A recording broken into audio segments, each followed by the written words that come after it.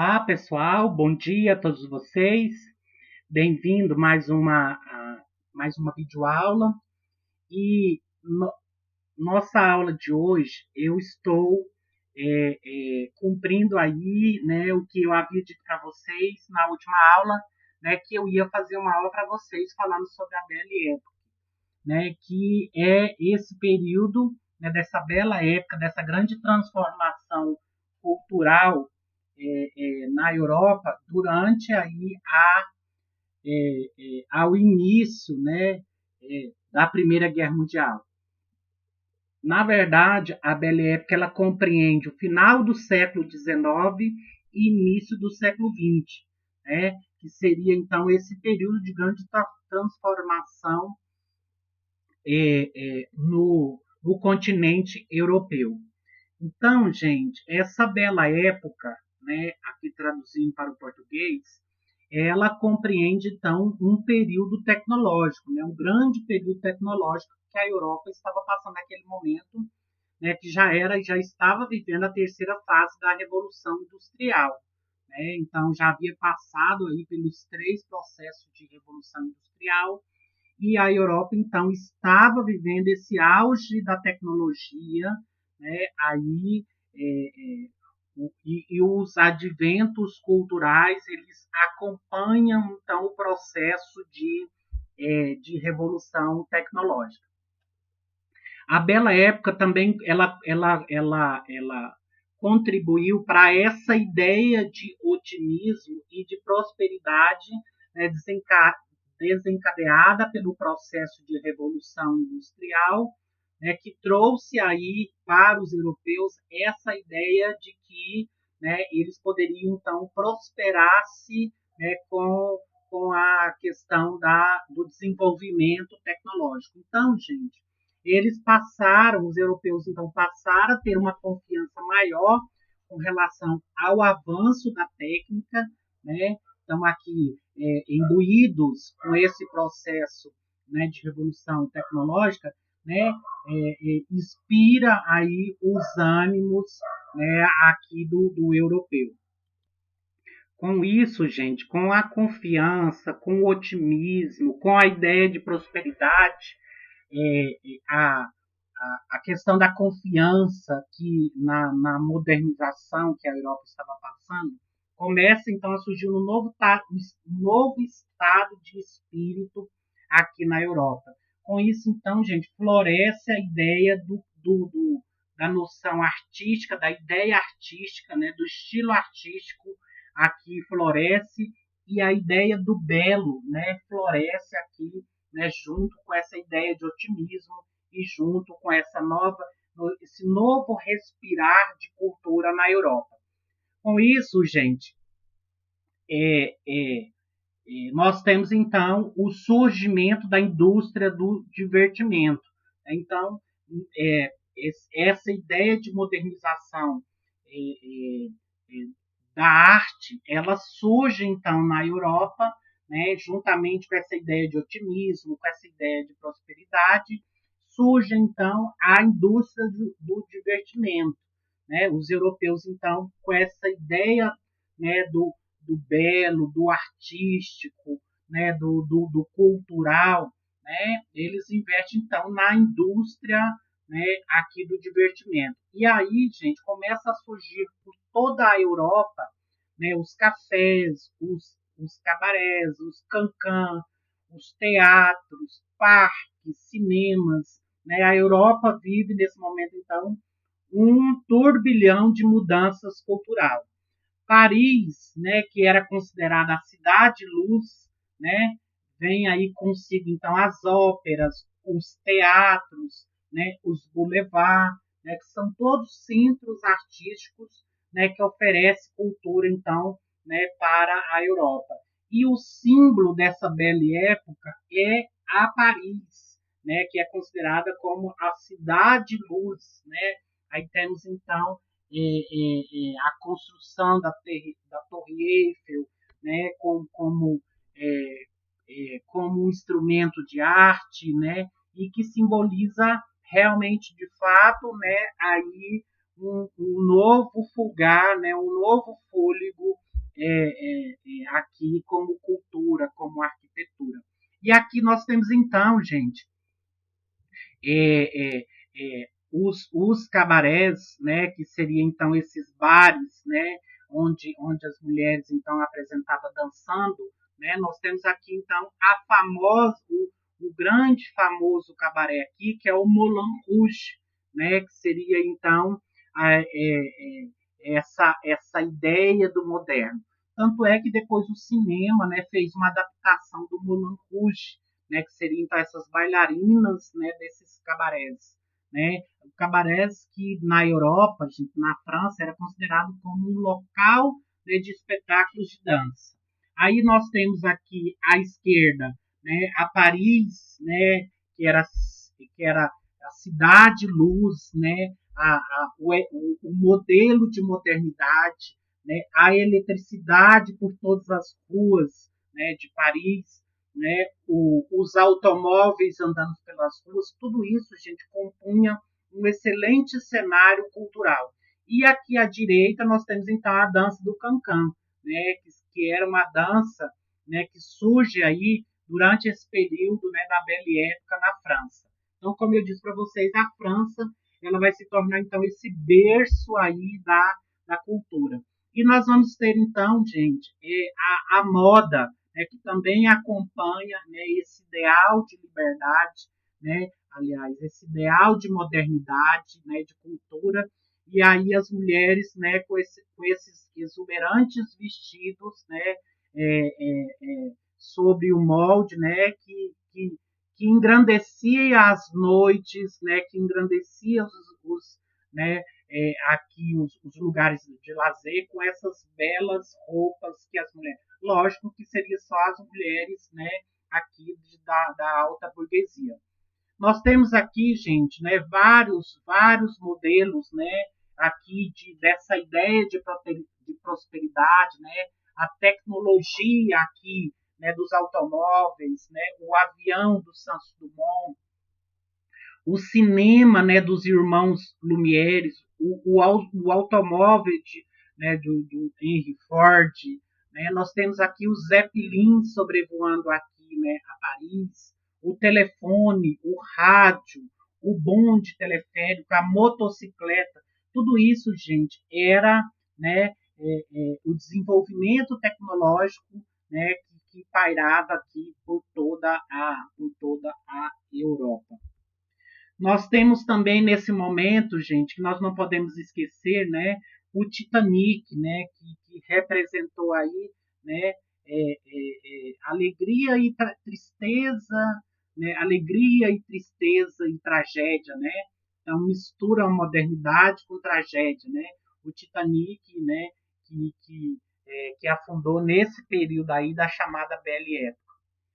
A ideia de prosperidade, gente, estava tudo no grandioso, né, no formoso, né, como era o Titanic, né, que era um gigantesco navio, né, que tinha aí as mais belos salões, né, e que representava aqui a ideia de modernidade. Nós temos então aqui dentro, né, aqui dentro aqui a construção, né, do Titanic, né, que representou aí essa ideia de modernidade, né, a construção, né, do navio aí do Titanic.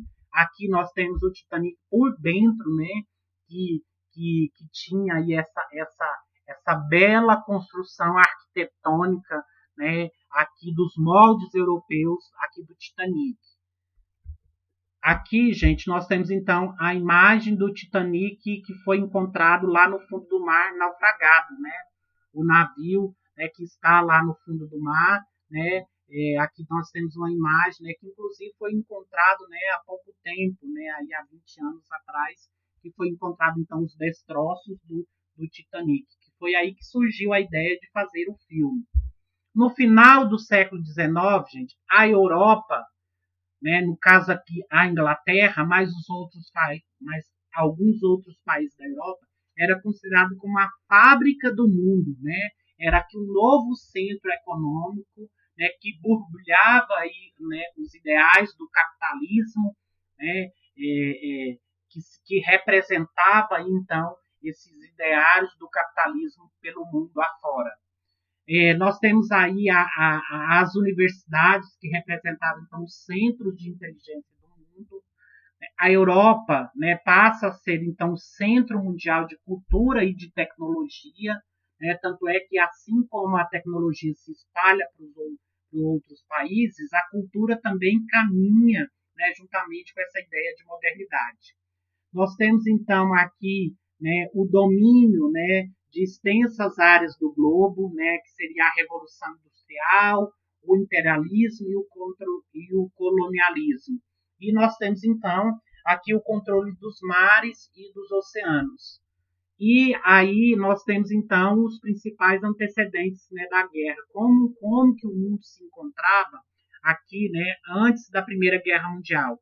Existia, então, uma dura disputa imperialista entre as potências mundiais, né, então aqui representado, né, aqui embaixo, por todas essas potências, né, mundiais, né, Inglaterra, França, Rússia, né, que tinha então aqui, né, por colônias, né, que tanto a Alemanha quanto a Itália disputavam aqui, né, na busca, né, de colonizar mais e mais, né, países.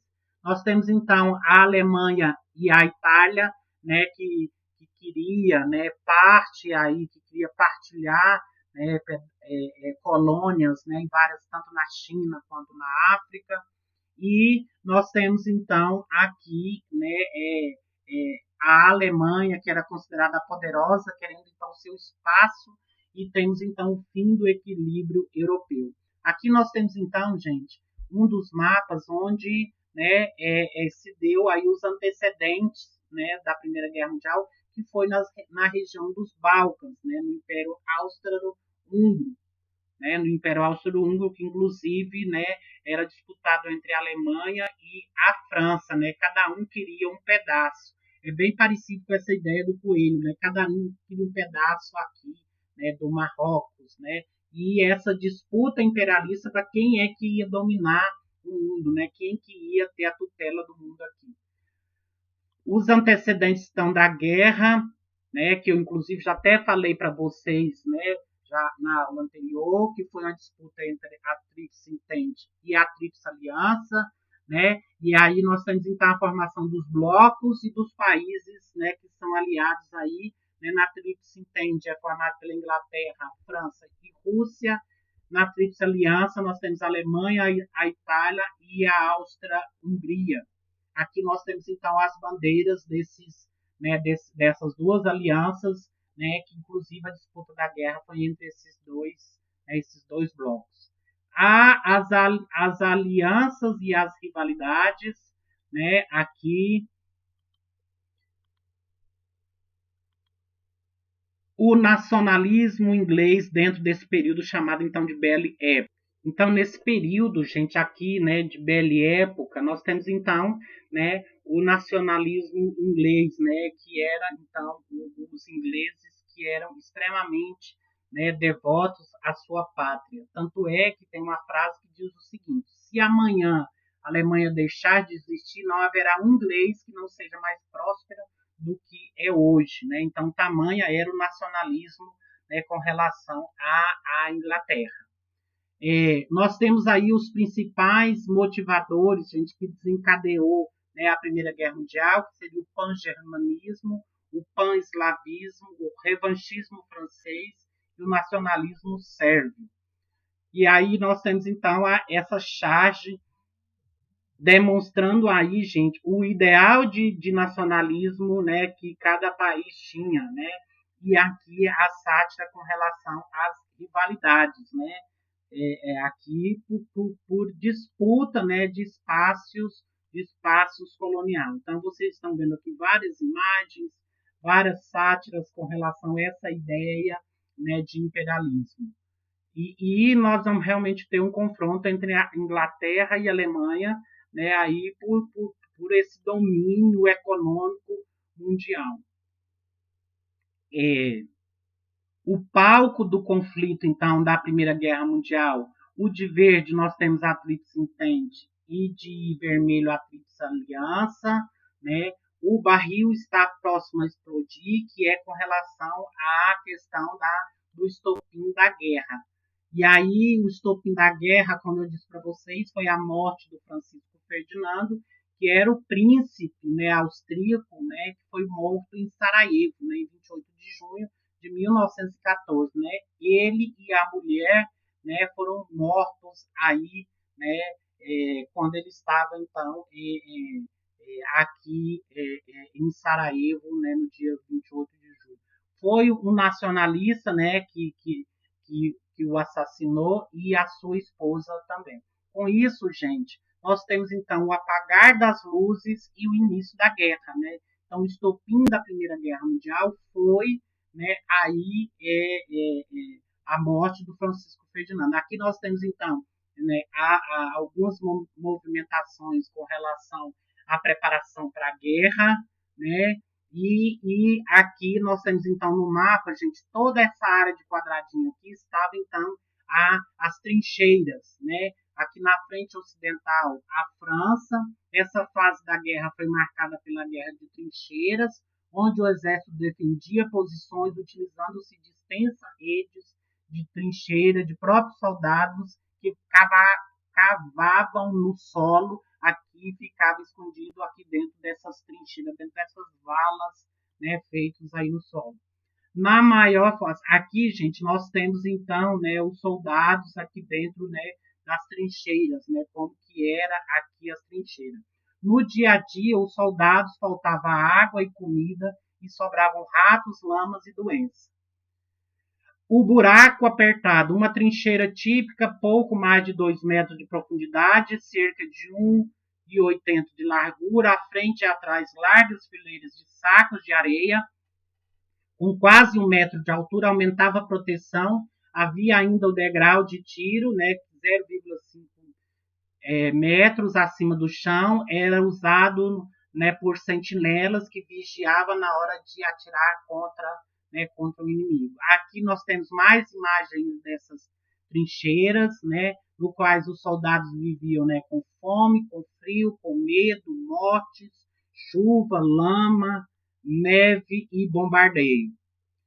A realidade dessa guerra, que foi então a chamada Guerra das Trincheiras, né, onde que foi então aí, né, o desencadear da Primeira Guerra Mundial.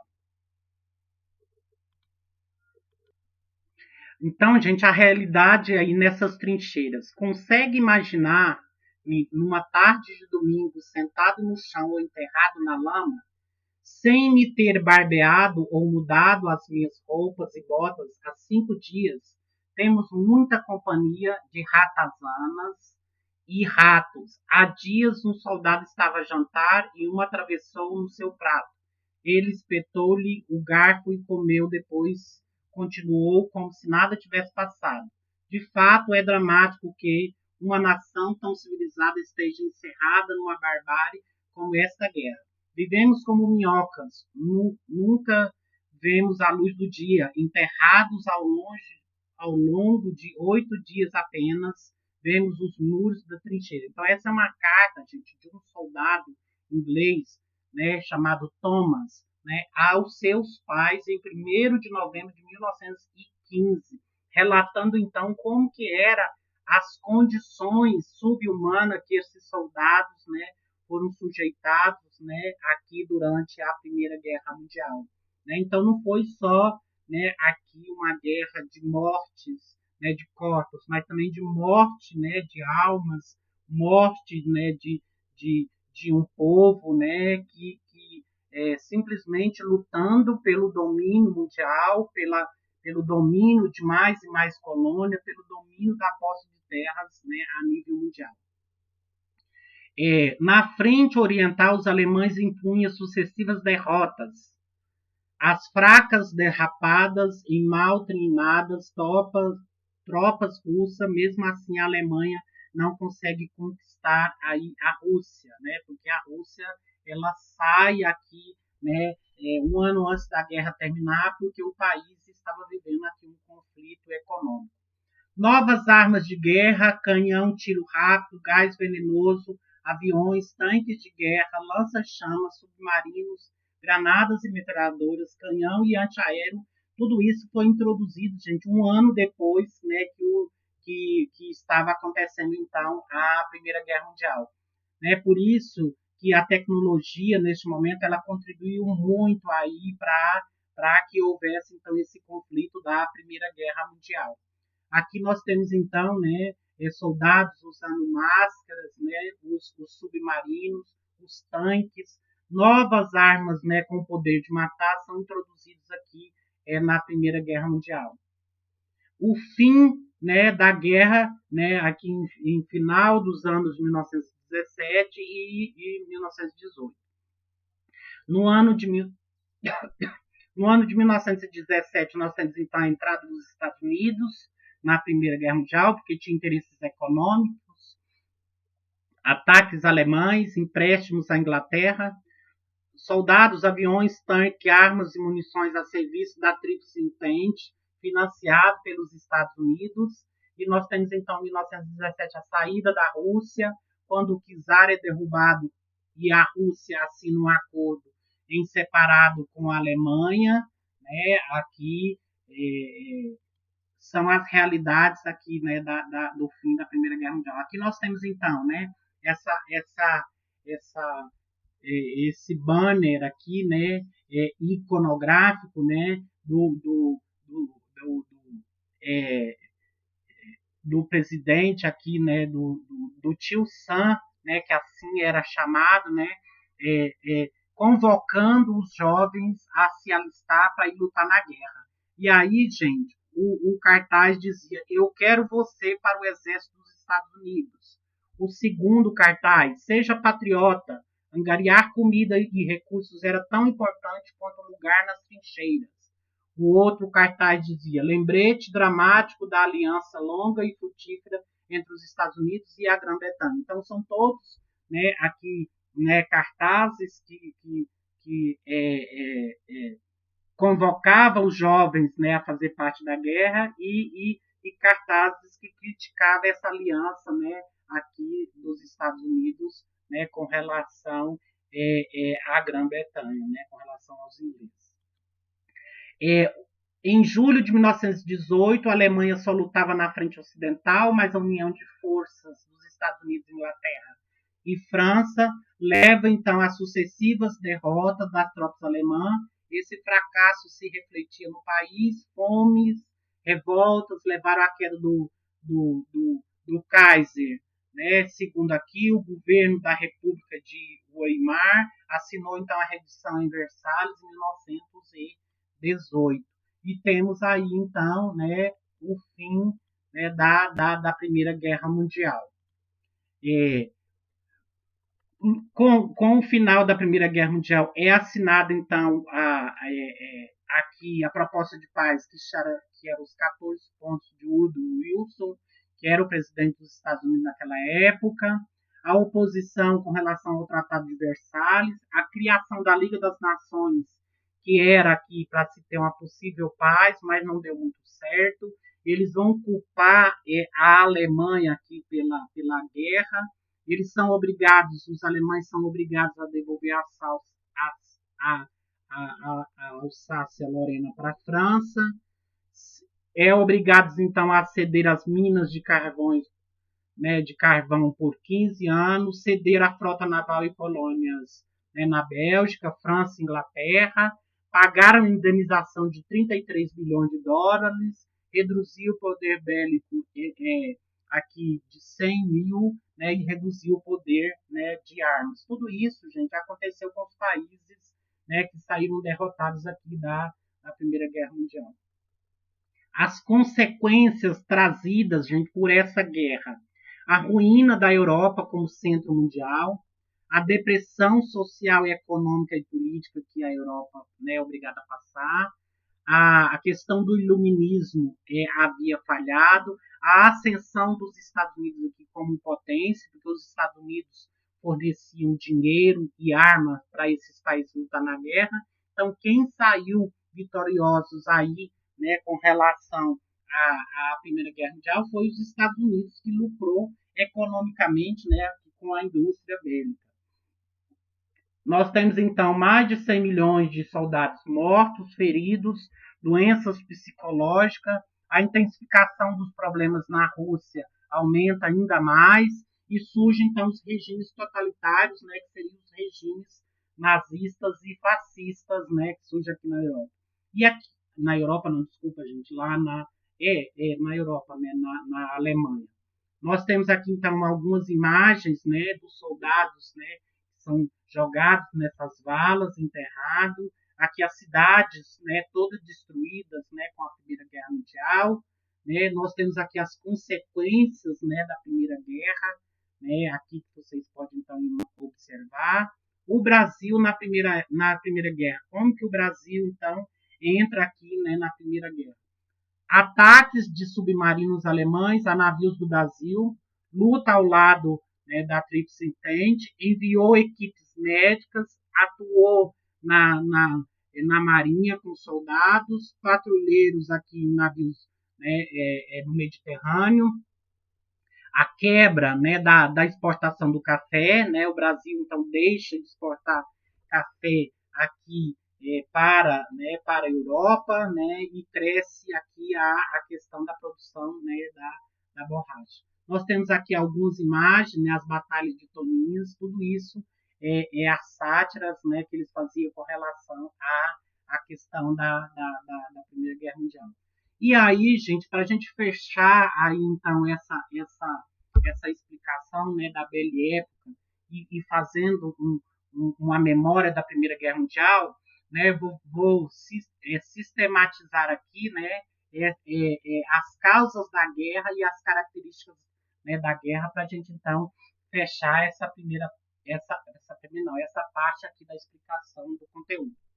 E as causas que levou à Primeira Guerra Mundial foi econômica, né? A Revolução Industrial provocou então novas necessidades econômicas, o nacionalismo radical, a Polônia, né, os Balcãs, a Sácia-Lorena, foi foco de estabilidade social, as alianças militares, qualquer ataque seria generalizado entre a Tríplice Aliança e a Tríplice Entente, corrida armamentista, né, a preparação para a guerra, que vai estourar a qualquer momento. Isso, então, seriam as causas que desencadeou a guerra.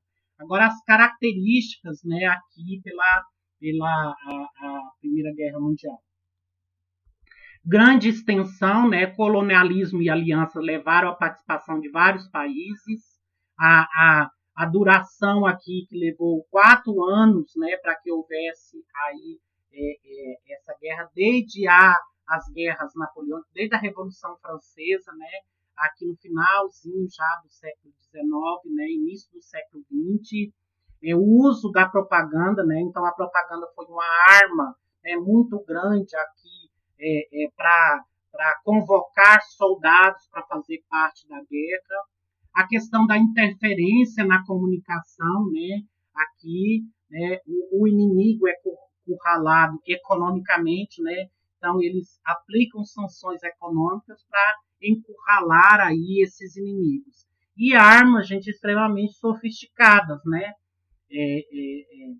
lógico que a Segunda Guerra Mundial foi muito mais tecnológica do que a primeira, mas a primeira, né, ela já desponta aí como um grande desenvolvimento tecnológico, porque a Europa, né, já estava passando pela terceira fase da Revolução Industrial. Então foi, né, a gente implementado muita tecnologia, né, aqui na Primeira Guerra Mundial, que rompem aí essas fronteiras, né, aqui, né, de disputa durante a Primeira Guerra Mundial. O início da guerra e as fases da guerra. O que iniciou a guerra foi o assassinato do Francisco Ferdinando, que era o herdeiro do Império Austro-Húngaro. A Áustria-Hungria apoia os alemães, que declara guerra à Sérvia. A Alemanha declara guerra à Rússia e a França, aliada da Rússia, declara guerra. E a questão da mobilização geral alemã, né, a Inglaterra declara guerra, né, contra a Alemanha. E as fases da guerra.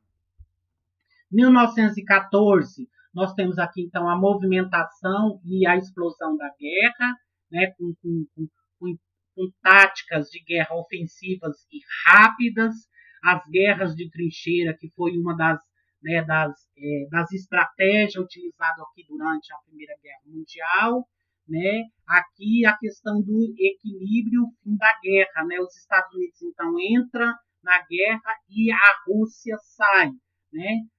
Ressaltando que os Estados Unidos, né, é que vai lucrar aí com esse conflito, né? Os Estados Unidos que sai, né, vamos dizer assim, como o grande vitorioso aí, né, da Primeira Guerra Mundial.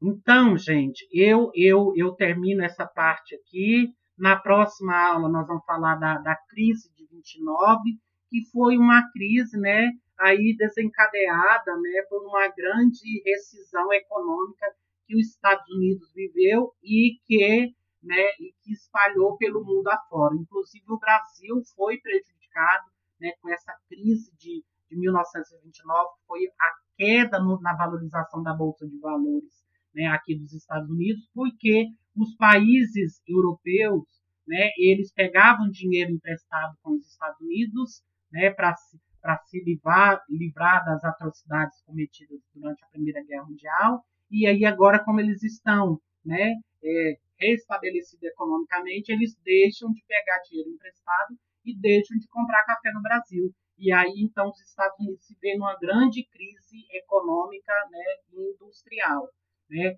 levando aqui a milhares e milhares de pessoas a serem desempregadas, né, com essa recessão, com essa grande depressão, né, que acontece aqui nos Estados Unidos.